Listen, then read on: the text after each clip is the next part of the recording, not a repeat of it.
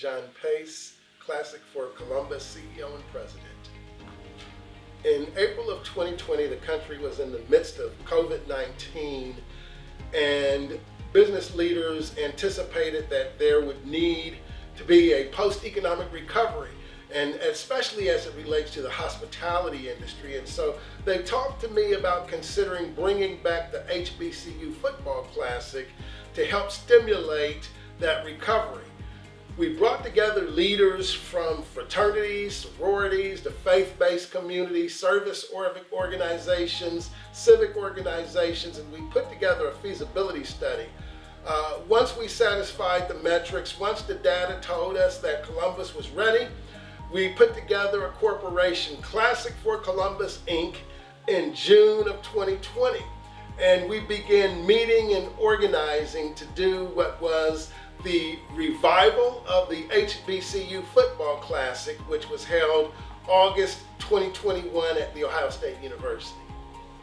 Our mission is to promote education, economic development, and diversity while we raise funds for historically black colleges and universities and scholarship programs. And I'm proud to say that in our first year, we contributed over $430,000 to scholarship programs and HBCUs. Well, we are a sales-driven organization. Our motto is to optimize profit and give it away. So we operate like a for-profit company when it comes to aggressive sales. We sell sponsorships, we sell tickets, we sell promotional opportunities. We then put on the events. Thus far, we put on 2 events as an organization: the HBCU Football Classic that was held last August at the Horseshoe Ohio Stadium, and then we followed that up with the College Basketball All-Star Game and Celebrity Extravaganza that was held at Nationwide Arena. And so we sell tickets, we sell promotional opportunities. We partner with about 30 community-based organizations to do these events. We have sponsors including Nationwide, Huntington Bank, Crane Group, the City of Columbus, My Brother's Keeper, Hamilton, Franklin County Commissioners. We have just a number of sponsors, corporate citizens that partner with us, and then that allows us to raise the funds that we give away. John. What's next? Well, we have the second annual College Basketball All-Star Game and Celebrity Extravaganza coming up on April 22nd, 2023. We are moving it from the Nationwide Arena to Schottenstein Center. So we're very excited about that. We believe it'll give us an opportunity to attract more students. And so we're excited about that. And then we're working on a new event, a third event, Miss HBCU Honors. Miss HBCU Honors will be an intellectual pageant. Now, this is not going to be your mother's beauty pageant.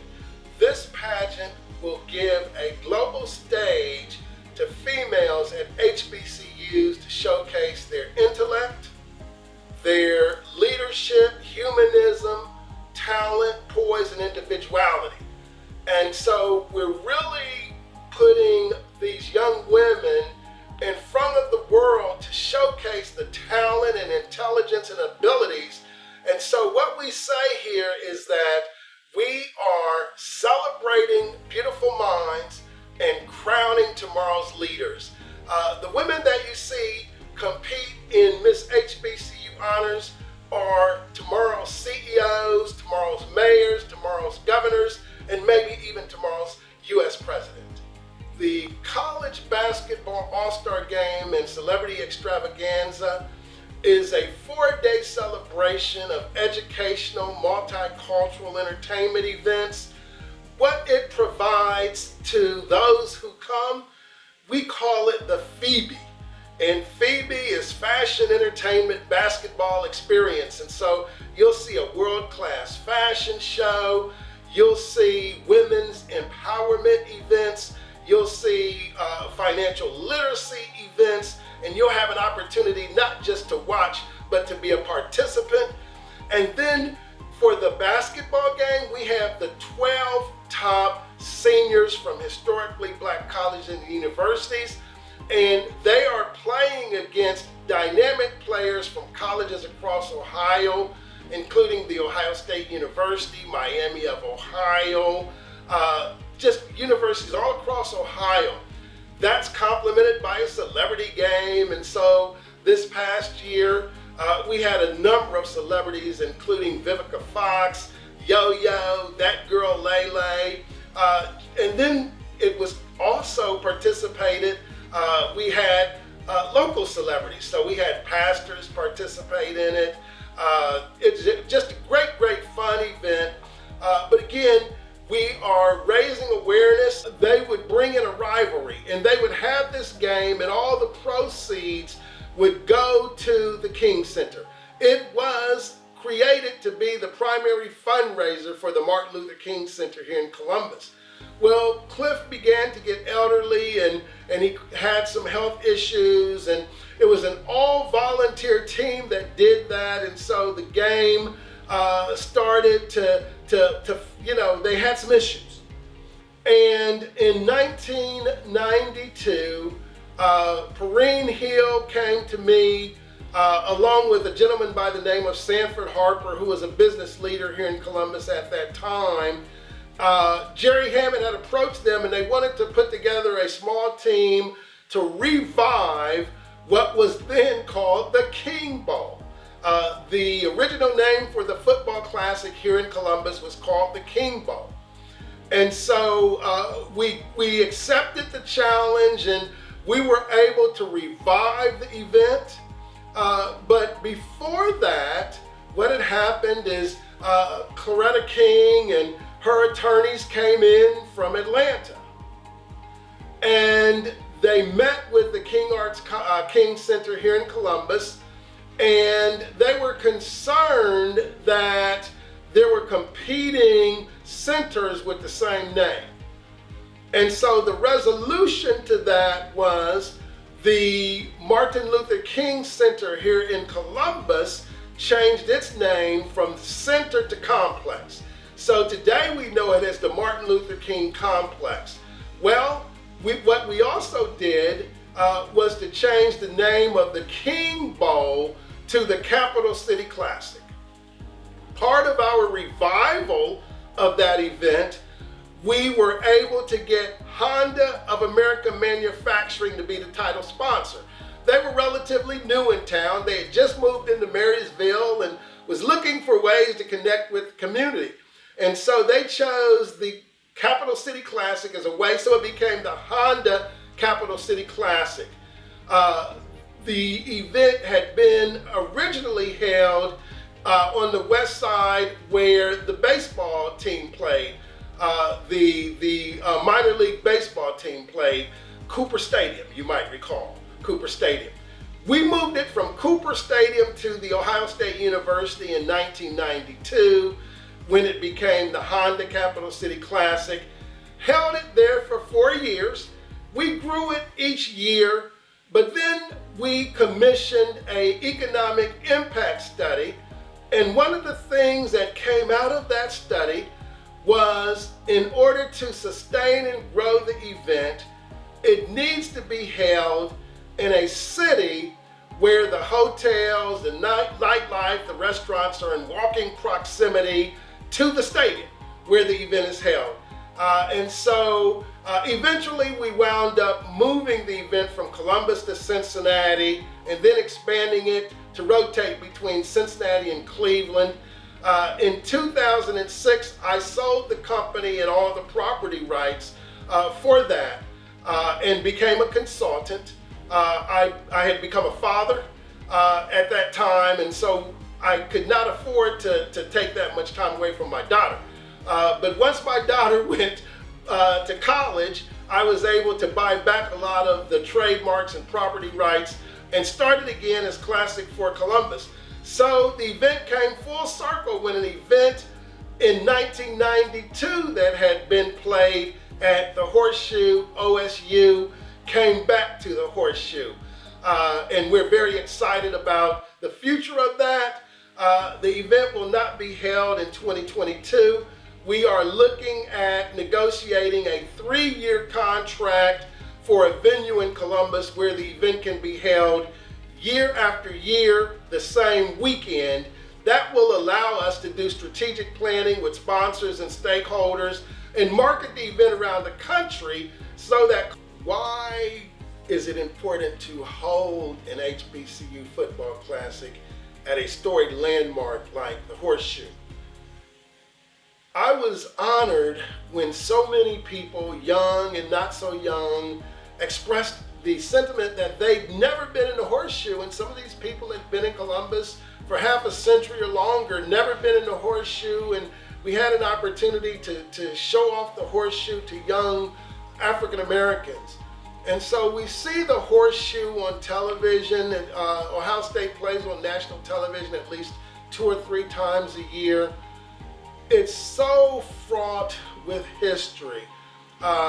Many legends played in the Horseshoe, but also it gives us an opportunity to emphasize student athletes. Students first, athletes second.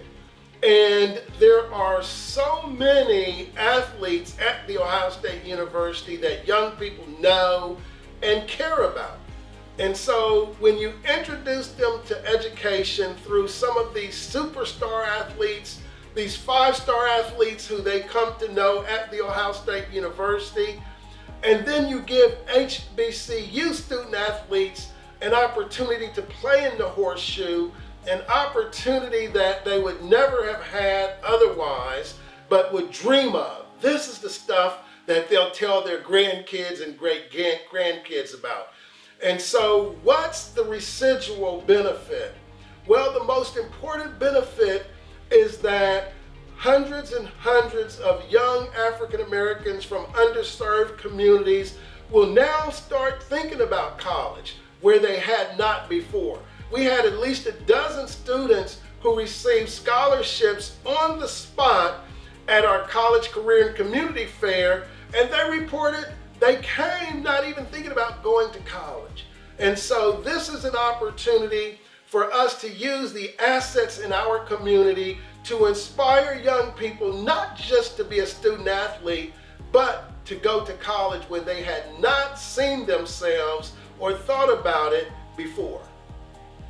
One of the things that inspires me and keeps me energized, African Americans are often thought of as consumers and not producers, followers and not leaders in a community, particularly as it relates to economics of that community. And so with regard to the events done by Classic for Columbus, it's led by African Americans. We have a very diverse team, but it's led by African Americans. And our events generate an economic impact of $10 to $15 million. So giving African Americans an opportunity to lead an organization that produces such an economic impact leaves the African American community here in Columbus with social capital and agency that it wouldn't otherwise have. Many communities, as it relates to their African American population, look for ways to really inspire African Americans and provide them with social capital and agency. Well, we figured out a way to do it for ourselves, and we complement and we provide a service to this community in doing so, but it leaves us again with social capital and agency. Who benefits from this event? Certainly the hotels, and the longer we do this event and when we have more time to promote this event, we'll fill up the hotels as we did in Cincinnati and Cleveland. You won't be able to get a hotel in downtown Columbus. So the hospitality industry benefits. The county and the city benefits because when thousands of people come into the city and they're buying goods and services, it creates and it supports the tax base. So the city and the county benefits. Of course, students and our education infrastructure benefits because now we're having students who never before thought about college. Now they can see themselves in college because they see students who come from their communities, who look like them, talk like them, dress like them, performing in the marching band and playing on the football team, and Monday through Friday they're college students, and so now they see themselves in college. And so students and the educational infrastructure of Columbus benefits. I would dare say the entire community benefits. A rising tide raises all boats. So when you uplift the African American community, you're uplifting Greater Columbus as a whole. An event, a community event, a major community event like the ones put on by Classic for Columbus, HBCU Football Classic, the College Basketball All-Star Game. We just filed our 990 IRS tax forms and we made those public. This event cost close to $1 million. And eventually, we hope to sell $1 million worth of tickets, but that's not today. So about half of this event is paid for by sponsorship. And we're able to give a return to those sponsors by taking their products into the African American community, by giving them an opportunity to do social branding, to say to the African American community, we value you. We value you as people. We want to hire you.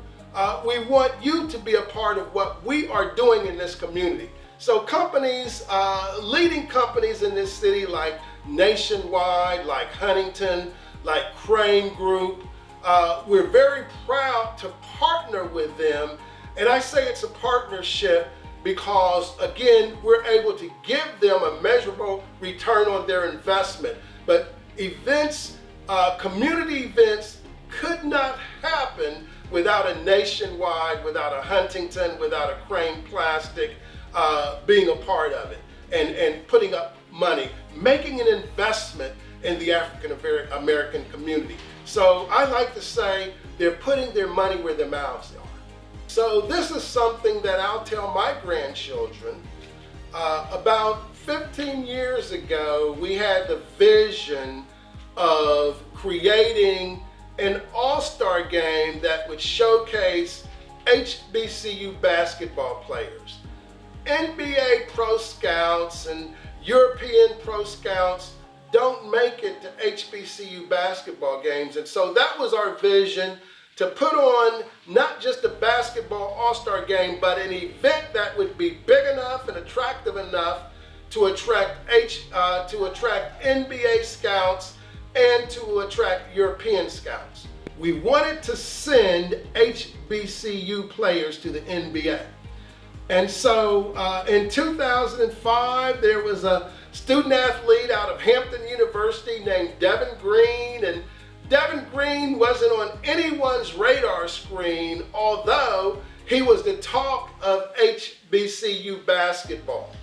And so we had the second All-Star game, and Devin came, and Devin showed out. He showed his talent, and he was playing against PWI players, and we had NBA scouts there, and LeBron James was there. It was his rookie year, and it was a big event. And Devin showed out. He showed his talent. He showed that Hampton swag on the basketball court. As a result of that, Devin got a tryout with the Lakers and the Cavs, and he got a contract with the Lakers.